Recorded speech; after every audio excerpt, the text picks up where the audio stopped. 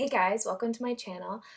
If you haven't been here before, my name's Zoe and I'm using this space really to talk about all things money.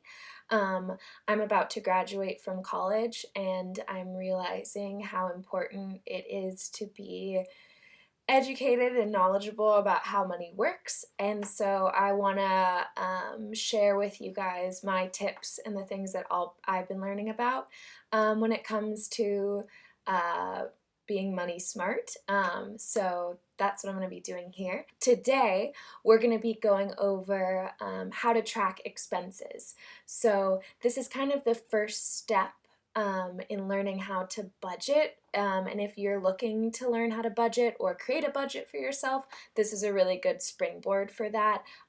Just a starting off point of how to get comfortable with tracking your money. I think sometimes, at least for me, the idea of creating a budget and staying on track with a budget can be really overwhelming to a point where I don't even want to begin setting one up. And so I think starting off with just tracking your expenses can be a really stress-free way of starting that, since it's pretty straightforward, doesn't take a lot of energy, and can be pretty objective. That being said, I think it's really important to remind everyone that money can be really packed full of emotion. I think a lot of us think of it as a very like numbers rational game, but in reality there's so much of our self-worth attached to it. And so tracking what you're doing with your money and creating budgets like that can be super emotional, and things like shame and anxiety and judgment can come around all of that.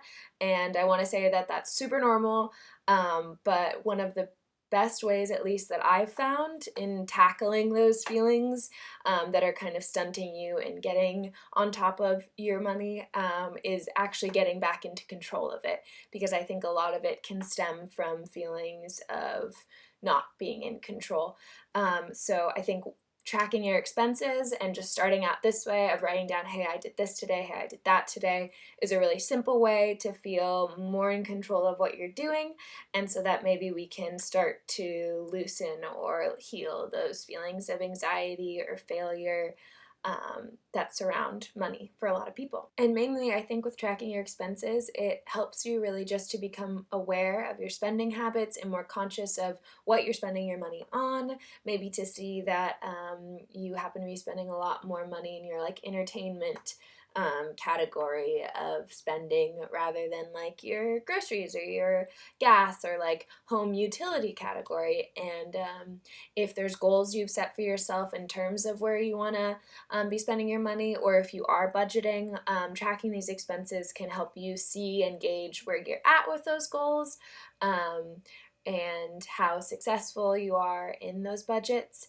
Also, if you guys want a list of different goals or ideas on goals you can set for yourself that are realistic in terms of spending, let me know and I'd be happy to provide that for you guys. Okay, so jumping into it, I think the first thing to tackle is when to even find a time to sit down and track your expenses. When is a good time to take a few minutes to write down whatever you did that day or whatever system you're carrying out, what can be beneficial to you. So I've come up with a couple options, but I think mainly these systems should be a supplement to your life. They should like fit into the systems you already have going on, your routine. These things should not be something that feels like you're turning your life upside down to fit into. And so I just want to suggest use whatever system feels like it's going to be the easiest to incorporate into your life so that you can actually keep doing it and you don't fall off the wagon as easy. So I've come up with 4 different times or spaces that can work easily for people to track their expenses. And if you have any other suggestions or times that work great for you, comment them down below. But the first one is in the moment. So if you're someone and you know you're very forgetful or you get overwhelmed in the day and you forget things that you've done, just jotting that down in the moment right after you've spent it can be really beneficial. I know in a lot of cases that's not as easy as it sounds. Say you're going out and you've bought drinks, you're not going to pull out whatever you're using to track your expenses to write that down. So there are some caveats to this one, but if that's something that you know might help you in general, just doing it in the moment so you don't have to remember it later down the road, that can be really helpful. The second one is end of day. So if you're someone who likes to wind down at the end of the day and maybe reflect on their day or look at their to-do list for the next day coming forward, this could be a really good time to fit in just jotting down whatever you spent. If you went to Starbucks, if you went grocery shopping, if you went to a movie, if you bought gas, whatever you did that day, it's still really fresh in your mind. These first two options are really good for when things are fresh. And so end of day is a great time also to track your expenses. That's kind of usually when I do it. The third system is at the end of the week. So for this, I would recommend for people, if you're doing this, to pull out your mobile banking app if that's something you use, or if you like to use your banking website, just to have that up next to you, because at this point, I think it can be really easy to forget some smaller purchases or what you did on Monday when it's Sunday or whatever, whenever you're choosing to do it. So having just that list, if you did use your credit card or your debit card or you withdrew cash, to be able to just have that like objective list of your transactions throughout the week so that you can chart them down somewhere else is really beneficial. This can also work great for people who like to sit down before their start of their week and maybe prep that week or reflect on their last week. If you ever have some kind of time like that you set up, or you're looking at your homework for the week and you're writing down what you have to do, this could also just be a nice time to add that in as well. That's not something that I do, so I can't speak to that, but I know people who like doing that and prepping their week, so that can be a really good time to do it.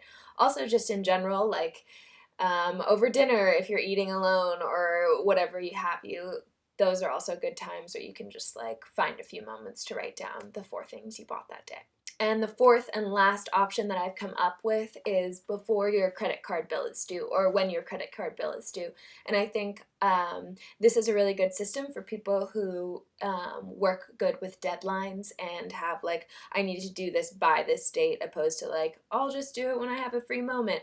So if you can start associating, hey, I have to pay my credit card with, I'm also going to write down all the things that I spent that month together, that can just be like a seamless thing that you do at the same time to keep you accountable.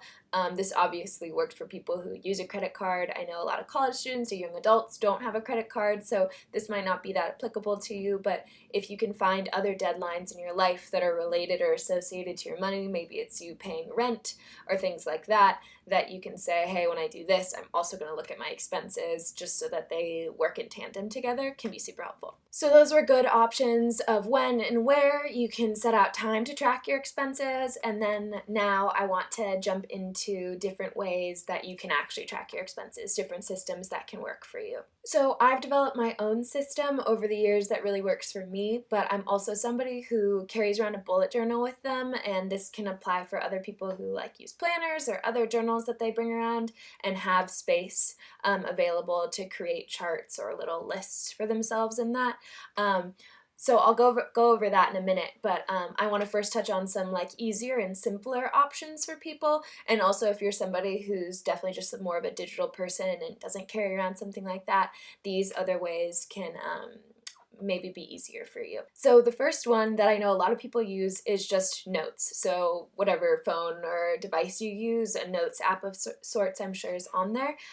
So a lot of people like to just have a note per month. They start a new one every month, and either if it's a rolling basis, like they do it in the moment, or they do it at the end of the week or with their credit card or whatever, just writing down a list of all the things that they're spending, just putting the name of the thing and then how much they spent.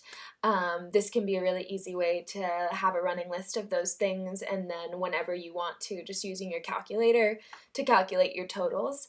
I think one caveat or limit to this system can be that it's hard to categorize those expenses. So I'm sure you can find ways to do that easily, or if you want to have categories in your notes that you type it under, which is like entertainment or recreation or exercise or whatever your categories are, and I can go over some concrete starting categories in a minute.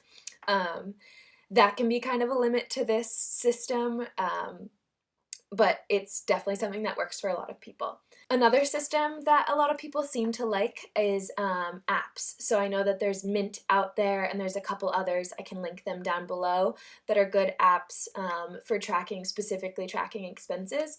And with those, they have really easy working categories for you to put your things in. I think you can even connect your cards to the app so they can kind of track them by themselves. I don't know how comfortable I feel with that, but that's also an option if that's something you like. I tried Mint before, and I think it's just because I have a system that really works for me that I didn't keep using it. It took me a minute to get used to the interface, so know if you're trying that out that that's normal, but I think for some people that can be discouraging with these apps, just like a whole new interface to have to learn. But I know a lot of people who that works for, so that's definitely a really good option for people. Okay, and then there's a system that I've been using that I'm going to share with you guys now that really works to incorporate categories and keeping yourself accountable if you're a person who likes to carry around a journal of sorts with them. I'm also really sure that you can incorporate this system into a Word doc of sorts or a spreadsheet if that's also your thing. So this can be easily transferable into other systems. All right, so I first wanted to show you guys what I'd done back in February, which was pretty much I just added my earnings and expenses into one big dump and had one little plus section if it was earnings, and then the rest divvied out into different payment types. Very disorganized. So I wanted to show you this past month of March. I did something a lot more along the lines of what I've been talking about in this video. So I'm going to go ahead and show you guys how I separate and organize my expenses and draw out the system that I use in my bullet journal. Again, I told you guys, like Excel sheets, things like that, also can just do the trick just as easily as this. I just like my bullet journal a lot. So I've been divvying up my expenses into different categories and then making little boxes for each category, and then putting all the information there in them. And then at the very bottom, having a little box with my grand total out there. One thing, a shortcoming of this is if you spend more than 4, lines worth in one category, you're going to run out of space. And so I've been using the notes section, which will come up in a bit, to add any more, but I have another method I'm going to show you in a bit that kind of erases that problem of running out of space. But yeah, so the first category I'm writing out here is my food and dining category, and that's going to then include the date, the cost of whatever that was, and then the payment type. So for me, that's either a debit card, a credit card, or cash. Cash is super rare. And then the N/W category is need or want. And that's whether or not I needed the thing I got or wanted the thing I got, and then a total per section. And then the other sections I did were entertainment, transportation, household, shopping, or miscellaneous. And then you see that notes section at the very end. I would roughly add in something else. So that's that system. I'm going to go ahead and show you how I make a second different type if you are interested in this like written out system that I've been using. And it's very similar to the other method. It has the same categories that I've listed. I'm going to add a couple more. And this is kind of a hybrid of that February spread I showed you, where it is a larger just chart of sorts, but has a system to categorize things to help you stay accountable in the budgets you're trying to create. So yeah, at the top we have our main categories, which is going to be date, description, type, which is our category, and cost, payment type, and need or want. There's not going to be a notes section in this one, but you could definitely add a notes section if that's something you're interested in, whatever you'd like to write out in there too. So yeah, I made maybe 3/4 of the page for that little chart, and then at the bottom is where I'm going to be doing all my tallying of different categories. So here's where I write out the different ways I want to organize. So again, food and dining, transportation, entertainment, household, and then I could add a couple more since it wasn't, stuck to boxes, which was travel, miscellaneous, and then I have my grand total. So then the fun part, and this is also totally optional, is color coding your different categories. And then in the type, you could either put food and dining as the type, or you could put the color in that little spot, and that could help you also tally up at the end, which is what you're going to be doing into those total sections. And then I've added two little charts, as you can see I'm writing out right here, and one of them is going to be goals, where you put how much you'd like to spend, and then the other is realistically how much you are spending. So, yeah, those are my tips on how to track your expenses that can hopefully help you springboard into creating a budget for yourself, which I'll be starting to make videos on budgeting pretty soon. Or just if that's something you want to do, just track your expenses and you have no desire to go anywhere else with this, this can also be really helpful for that. If you have any questions, please comment them down below. If you end up using one of these systems and post about it, please tag me. And if there's any other content related to this that you'd like to hear more about, like the goals I mentioned around spending and budgeting, also let me know that.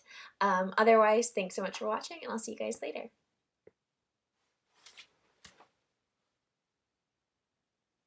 Yes!